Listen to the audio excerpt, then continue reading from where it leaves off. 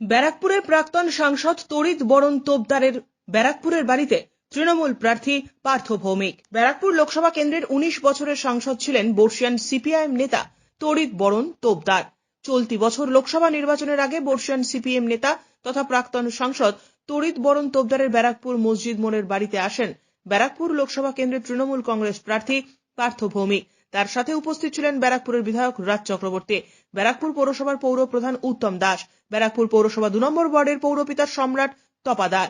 লাল গোলাপের পুষ্পস্তবক দিয়ে প্রাক্তন সাংসদকে প্রণাম করেন পার্থ ভৌমিক। জানতে চান তার শারীরিক অবস্থার কথা। সংবাদ মাধ্যমের মুখোমুখি হয়ে ব্যারাকপুর লোকসভা কেন্দ্রের তৃণমূল প্রার্থী পার্থ ভৌমিক ব্যারাকপুরের বিধায়ক রাজ চক্রবর্তী জানান, এই শুধুমাত্র সৌজন্য সাক্ষাৎ, কোনো রাজনৈতিক আলোচনা হয়নি তাদের মধ্যে। এমনি এক ফোটাও কথা, সব ব্যক্তিগত আলাপচারিতা, প্লাস ওই পুরনো কারা মারা গেছে, কারা কি অবস্থা শরীরের, এইসব নিয়ে কথা হলো। আমরা তিনজন, ওনার তো এমনি একটু প্রবলেম আছে, হাঁটা চলায় প্রবলেম হচ্ছে, সেটা আমরা ব্যারাকপুর মিউনিসিপ্যালিটিতে গল্প করছিলাম। তখন উত্তম বললো, হ্যাঁ ওনার একটু হাঁটা চলাতে প্রবলেম হচ্ছে, শরীর খারাপ।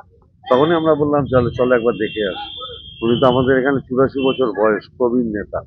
এটা একটা কাটছি, আমরা ওনার সাথে দেখা করে গেলাম। অর্জুন সিং ওনার কাছে আশীর্বাদ দিতে আছেন, আপনিও এলেন?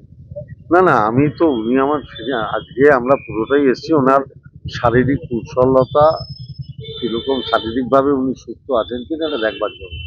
এবং সবচেয়ে সিনিয়র মোস্ট মানুষ, নমস্কার করলাম, প্রণাম করলাম, এইটুকু। আশীর্বাদ চাইলেন ১০০ বার আশীর্বাদ, গুরুজনদের প্রণাম করলে গুরুজনরা এমনি আশীর্বাদ করে। এই প্রথমবার ব্যারাকপুর লোকসভা আসনে লড়বেন, ওনার থেকে কিছু অভিজ্ঞতা পাচ্ছেন? না, এসব কোনো কথাই হয়নি, সব ব্যক্তিগত আলাপচারিতা, পার্টি ভোট এসব নিয়ে একটা কথা হয়নি।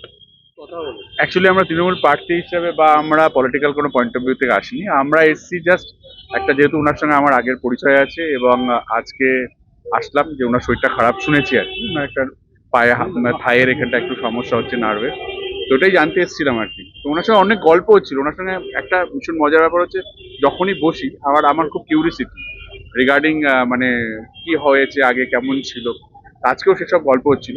প্লাস এইটা নিয়েও হলো যে ওই লালকুটির ওই এটা তো পুরো ওই ওয়ালটাতে পেন্টিং করাচ্ছি আমি পুরো এমএলএ ফান্ড থেকে, তো সেটা নিয়েও কথা হচ্ছিল যে এটা খুব সুন্দর হয়েছে, এই নিয়ে কথাবার্তা হচ্ছিল আর কি। 2019-এ দাঁতপাড়া জগদ্দল তথা ব্যারাকপুর জেলার উত্তাল হয়েছিল, সেই অশান্তি এবার আর হবে না, সেগুলো নিয়ে কিছু আলোচনা হলো?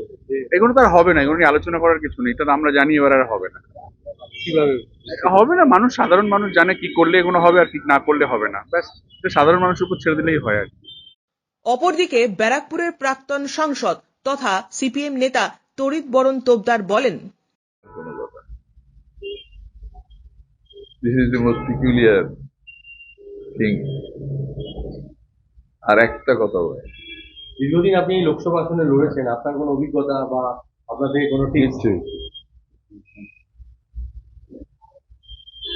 ভেরি অনেস্টলি স্পিকিং, মানে ওদের জন্য বলছি আর কি, they were very honest in asking nothing about that. এর আগে অর্জুন সিংকেও দেখা গেছে আপনার কাছে আশীর্বাদ নিতে যাচ্ছে। অর্জুন সিং কোনো ইলেকশন নিয়ে কথা বলেনি। অর্জুন সিংহ যেবার এসেছিল কোনো ইলেকশন নিয়ে কিন্তু কোনো কিছু বলেনি।